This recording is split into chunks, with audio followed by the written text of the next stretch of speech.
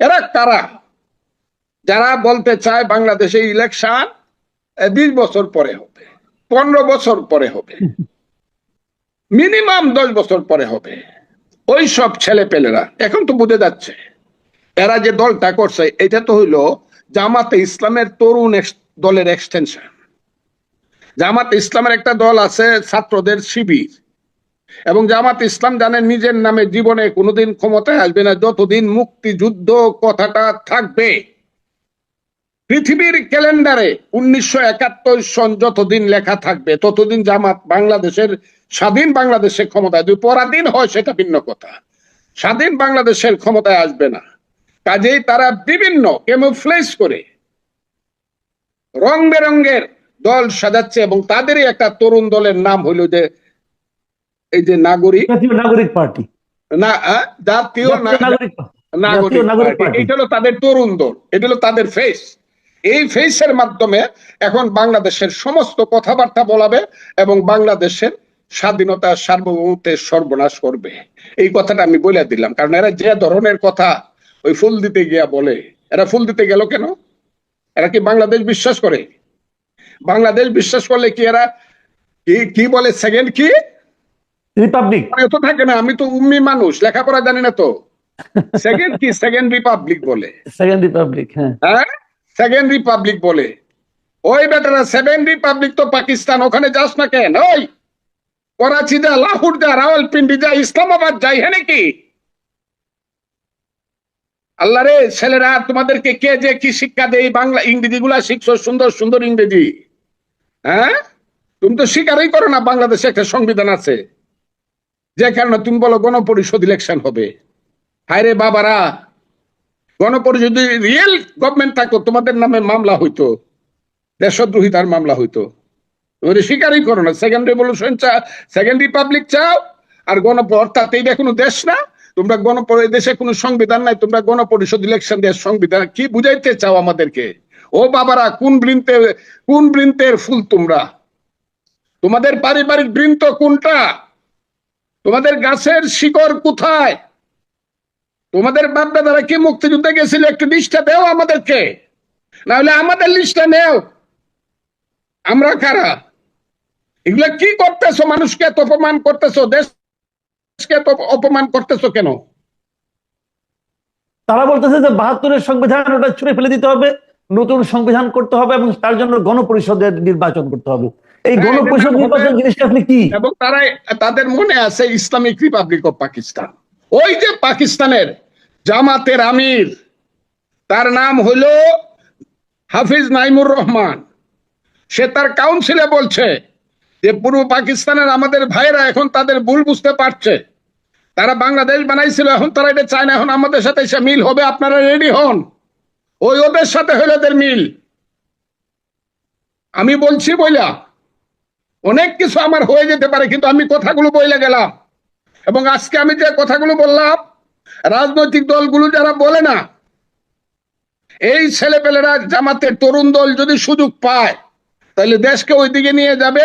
এবং আজকে আমি যে কথাটা বললাম, এটা 3 মাস বা 5 মাস বা 6 মাস পরে এই বড় বড় দলগুলা বলবে, তখন বুঝবে তারা কত ধানে কত চাল।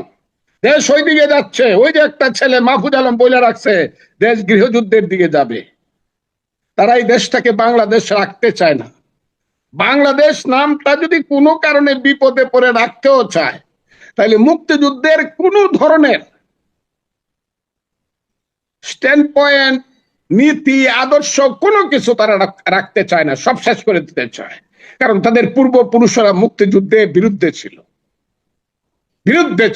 এবং তারা ওই অপমানের গ্লানির প্রতিশোধ নিচ্ছে এখন একটা সময় এবং সুযোগে। এবং এটার জন্য সবচেয়ে দায়ী হলো হাসিনা, তার সরকার। গত 15 বছরে মানুষের উপরে যে অত্যাচার অবিচার করছে, ফ্যাসিজম চালাইছে, মানুষের গণতান্ত্রিক অধিকারকে হত্যা করছে, তাদের আজকে এমন বিচার হওয়া উচিত। যারা গত 15 বছর দেশ চালাইছে তারা, আমি যে বলতাম, আমি সবসময় শেখ হাসিনা আপনি নিজে ধ্বংস হবেন, আপনার নিজে ডুববেন, আপনার মহান পিতাকে ডুবাবেন, দেশকে ডুবাবেন এবং দলকে ডুবাবেন, এটা এবং আজকে সত্যি পরিণত হয়েছে। এখন আমাদের মতো লোকের ফাইট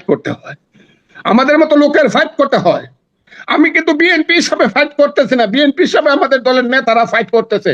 আমি একজন মুক্তিযোদ্ধা হিসাবে, আমি একজন আদর্শিক লোক হিসাবে, মুক্তিযুদ্ধের আদর্শিক লোক হিসাবে আমার সমস্ত কিছু জীবন মৃত্যুর মুখামুখি দাঁড়িয়ে আজকে সংসদকের ভূমিকা পালন করছি। আমি দেখতে চাই বাংলাদেশে কি সবাই মীর জাফরের সন্তান নাকি সিরাজউদ্দৌলার সন্তানও আছে, আমি এটা দেখতে চাই। আমি দেখতে চাই এই বাংলাদেশে কি সবাই সাম্প্রদায়িক অমানসিক শক্তি না ধর্ম নিরপেক্ষ গণতান্ত্রিক শক্তি, অসাম্প্রদায়িক শক্তি, মানুষের শক্তি। শুনো হে মানুষ ভাই, সবার উপরে মানুষত্ব এই শক্তি আছে কিনা এটা দেখতে চাই। যদি না দেখতে চাই একদিন বিষ খায় মরে যাম, যদি একা একা হই, যদি মানুষ না থাকে সাথে, যে আমি যদি ভুল হই, যে মুক্তিযুদ্ধ করে ভুল করি নাই, কিন্তু তারা যদি প্রমাণ করতে পারে আমি মুক্তিযুদ্ধ করে ভুল করছিলাম, সেদিন আমি আত্মহত্যা করব। আমার এখন আর সহ্য হয় না। ইউনূস সাহেব এই কেন পা দিছেন, আমি কিন্তু শেষ পর্যন্ত আমি চট্টগ্রামের খবরও নিব, কিন্তু কার কি জন্মগত অবস্থান, কার কি পারিবারিক অবস্থান, কার কি মুক্তিযুদ্ধের রাজনৈতিক, এইগুলা কিন্তু নিব। এই দেশ কিন্তু ওইদিকে যাচ্ছে, এত জটিলতার দিকে যাওয়া উচিত না। জাস্ট একটা জাতীয় সংসদ ইলেকশন দিয়া যারা মেজরিটি হবে রাজনৈতিক দলের হাতে, ক্ষমতাটা দায়িত্বটা ছেড়ে দিলে ট্রেনটা অন্তত লাইনে উঠবে, এই সব হবে না। অন্তত বাসে 3 ঘন্টা যাবত ডাকাতি হবে না, দিনে রাতের বেলা মেয়েরা ধর্ষিতা হবে না, মব জাস্টিস হবে না, আগুন দিয়া বাড়ি পুড়বে না। এই আজকেও দেখছি ডাকাতি হচ্ছে, কেউ যায় না আগায়া, এটা হবে না। জনগণের প্রতিনিধি আছে, ইউনূস সাহেব আপনি সর্বনাশ করতেছেন দেশে, কেন করতেছেন ইলেকশন না দিয়া? কি আপনার ইচ্ছা, কি সংযোজন আপনি করবেন, কি সংস্কার আপনি করবেন? আচ্ছা, এই আমি আপনাকে শেষ প্রশ্নটা করছি। এই যে নতুন দলের একজন নেতা জনাব সার্জিস আলম, উনি আজকে একটা কথা বলেছেন যে শেখ হাসিনাকে নাকি ফাঁসির দড়িতে ঝুলানোর আগ পর্যন্ত এই দেশে নির্বাচন হবে না। তো এটার মাধ্যমে সে আসলে কি করতে চায়? নির্বাচনটা কি তাহলে শেখ হাসিনা ফাঁসির দড়ি থেকে উঠানো এত সহজ, এবং তাকে গিয়ে এত দ্রুত নির্বাচন, তাহলে কি হবে নির্বাচনটা? আপনি নির্বাচনের কথা বলছেন, তারা তো নির্বাচনকে দূরে সরিয়ে দিচ্ছে। তাহলে আমি আপনাকে বলি, একটা পিতার অনেক ধরনের, একটা মানুষের অনেক সন্তান থাকে, সুসন্তান থাকে, কুসন্তান থাকে, আর একটু ইজ্জত করে কইলে বলা যায় বেত্তুমিস থাকে, বেয়াদব থাকে। আমরা একটা বিপদে পড়ছি বাংলাদেশে, এই বিপদটার মাঝে আজকে পড়ছি, বেয়াদবদের বিপদটার মাঝে। ও কি জানে, ওর বাপে জানে, ওর বাড়ি থেকে 500 350 কিলোমিটার, বাপে ওর বাড়ি তো পঞ্চগড়ে। কয়দিন লাগে একটা মানুষকে ফাঁসিতে ঝুলাইতে? ও কেন গিয়া ওই যে আইসিটিতে জিজ্ঞাসা করে না, ওই যে তাজুল ইসলাম যে আছে প্রসিকিউটর, তাকে জিজ্ঞাসা করে না যে একটা ফাঁসি যদি ফাইনাল করতে হয় আপনার কত বছর সময় লাগবে? মিনিমাম 15 বছর সময় লাগবে। এটা বাবর সাহেবের ইতিহাসটা দেখেন, তাইলেই বুঝবেন। সালাম সাহেবের, টাঙ্গাইলের সালাম সাহেবের ইতিহাসটা দেখবেন, ফাঁসির অর্ডার হয়েছে 1100 কিন্তু 24 পর্যন্ত ফাঁসিতে ঝুলানো যায় না, এই কারণে এপিল আছে। এপিল অনেক দেরি হয় একটা মানুষকে তাইলে আপনার 15 বছর যদি ধরি, এই ছেলেটা বলে যে ফাঁসি নাকি, ফাঁসিতে আইনগত ভাবে হয়, তাহলে 15 বছর আপনারা থাকবেন ক্ষমতায়। হ্যাঁ, কিসকি বান্দির ফুতের নাম সুলতান খা। হ্যাঁ, সুলতান খার ছেলেরা, আল্লাহ, দুনিয়া কিন্তু এরকম থাকবে না, থাকা উচিত না। এই দেশ কিন্তু এরকম থাকবে না, মানুষ কিন্তু থাকবে। যারা বাঙালি জাতিকে চিনে না তারা এরকম কথা বলে। 1000 বছরের বাঙালির ইতিহাস, বাঙালি জাতির ইতিহাস কিন্তু ভিন্ন। বাঙালি জাতি কিছুদিনের জন্য ঘুমায়, কুম্ভকর্ণের ঘুম ঘুমায়, যখন জাগে সিডাক্সিন খাওয়ায় ঘুম পাড়ানো যায় না, ধরবে কিন্তু। এক একটা ছেলে, হ্যাঁ, পেটে ভাত ছিল না, পরনে কাপড় ছিল না, সিরা গেঞ্জি পরে ঘুরতা, এখন টসটসা গাল হইছে টমেটোর মতো। কোটি কোটি টাকা আর কোটি কোটি টাকার গাড়ি দৌড়াও, আর ক্ষমতায় জোর করে থাকতে চাও, আর বাজে কথাগুলো বড় নিয়ে এই দেশের সমস্ত মানুষের গণতান্ত্রিক অধিকারকে হত্যা করতে চাও কেন? ছোট মুখে তো বড় কথা বলা ভালো না। কাজে আমি আজকে আপনাদেরকে বলি, দেশটা যুদ্ধ করে স্বাধীন করছিলাম বইলা এইসব বাচ্চা বাচ্চা ছেলেমেয়েরা ছোট মুখে বড় কলা বলে, কিন্তু এদেশে কিন্তু গণতন্ত্র আসবেই। আমি মরে যেতে পারি, আমাকে গুলি করে মারতে পারে, কিন্তু গণতন্ত্র কিন্তু এদেশে আসবেই। এবং এদের কারো জামানত বাঁচবে না। রিয়েল ইলেকশন হইলে পরে আমি চ্যালেঞ্জ করে দিলাম, বিএনপি অফিস থেকে জাস্ট খালি ধানের শীষ মার্কাটা দিয়ে দেখবো, একজন পিয়নকে দিয়ে দিব পঞ্চগড়ে, জামানত বাঁচবে না কারো। কাজে এত বড় কথা বলা ভালো নয়। এই দেশটাকে তারা শেষ করে দিচ্ছে, এই দেশটাকে গৃহযুদ্ধের দিকে নিচ্ছে।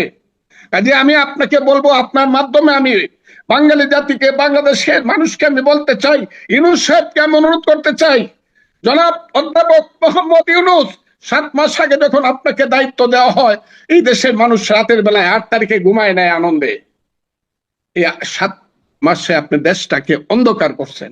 আল্লাহর দোয়াই লাগে সমস্ত রাজনৈতিক দলকে ডাকেন, সমস্ত রাজনৈতিক দলকে ডাকেন, ডাইকে জিজ্ঞাসা করেন কতটুকু আপনারা এই দেশে সংস্কার চান, at least in case of fair election.